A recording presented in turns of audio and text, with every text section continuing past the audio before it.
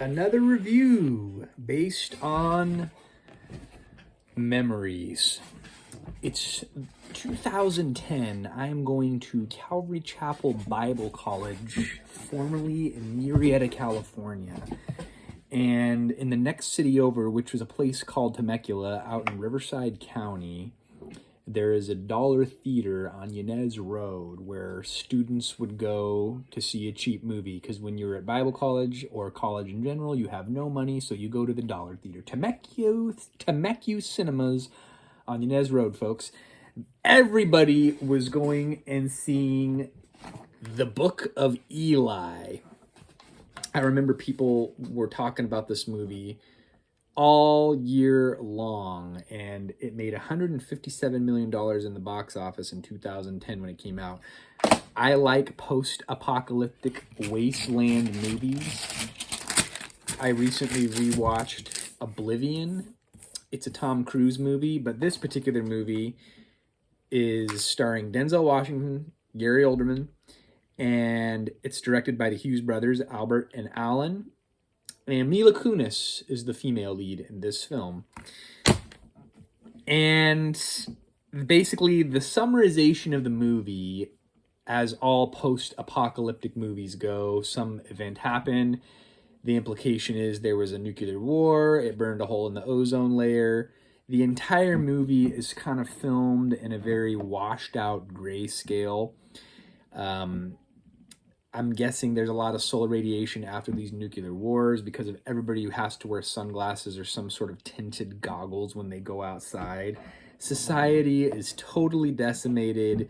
It feels like the entire movie is filmed in either California's high desert or the Salton Sea. I did not Google the specifics of where the filming locations were, but it looks very deserty in the 30 years post-nuclear war apocalyptic wasteland.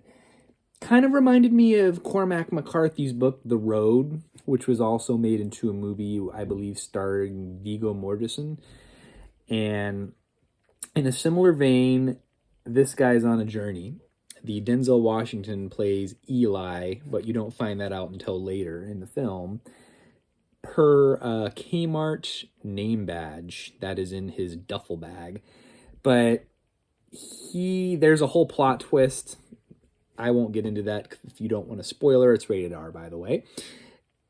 It's a 118-minute runtime, and in this time story, he's got to go and do his task that he's set out upon the road.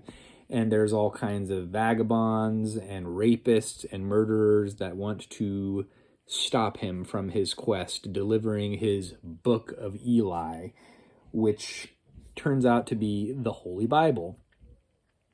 And then the Gary Oldman character plays this villainous guy that controls this post-apocalyptic town, and he wants the Bible for ill-gotten deeds of using religion to control this world that he's created in the post-nuclear age.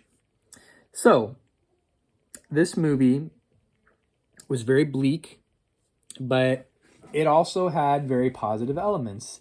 Even he's kind of like the Denzel Washington character is kind of like this John Wick character, and you never really hear his backstory. He wields like some huge sword / machete knife, pistol, shotgun, trench coat, just lays waste to anybody that seeks to stop him as he's going down the roads that are left in this world created by nuclear war, and anybody that gets in his way, he's like untouchable until a point.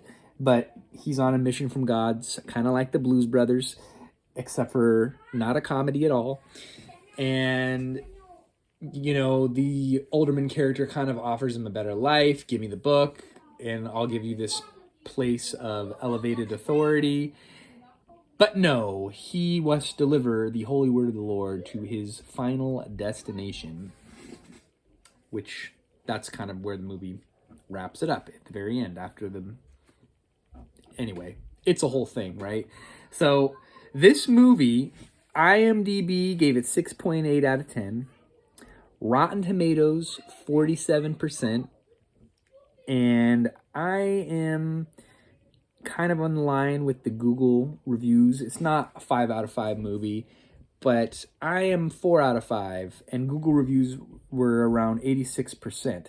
So it captivated me. There were some inconsistencies that really bothered me. There's like particularly this one scene where they go to this couple's house and they have a 78 RPM hand crank gramophone player, which, you know, at that point they would have been listening to like operetta music or big band music from the 20s or 30s, but these guys were listening to a 70s disco classic, which would have never been issued on a 78 RPM record. So that really bothered me as far as accuracy, but who knows what the future has in store. It's their narrative. They could do whatever they want, right? There was a lot of cheap plugs for consumerism in the derelict wasteland. My former employer, their storefront still stood. J. Crew was noticeable amidst the rubble, and a Busch beer truck, perfectly preserved for you to see their logo amidst the fallen freeway and other burned out carcasses of cars. It just was cheesy to me. And there's the twist, which I spoiled it for my wife. I couldn't contain myself. I was like, this is it. And she's like, we ruined the movie, but it just doesn't make sense once, like, how he's able to do what he does. Anyway, I digress. It was entertaining. And it's like there's certain movies that you tie to a certain point in time. I think back to my 2010 in Bible college, and everybody was talking about this movie, and it kind of takes me back to that place. And I remember seeing it at the Dollar Theater then, and that was honestly the last time I saw it. So here we are 13 years later rewatching it. It was still very enjoyable, and it made me think. And it's just interesting because I went down a rabbit hole, and my wife did last night. There's a guy that committed the entire New Testament to memory. I don't even know how you do that, but some dude memorized the entire New Testament, and he quoted it over like a 2-day period in its entirety. I've never been that good with scriptural memorization. I remember when I was in Bible college, there was the Book of James, and your final was question and answers, multi-choice, or if you could quote the entire Book of James, which is like 5 or 6 chapters, you got an A, and you got a passing grade. And you know what? I think 1 or 2 people actually did it. So the power of the word of the Lord. That's my review, folks. Until next time, Book of Eli. Let me know what you think of it. We'll see you then.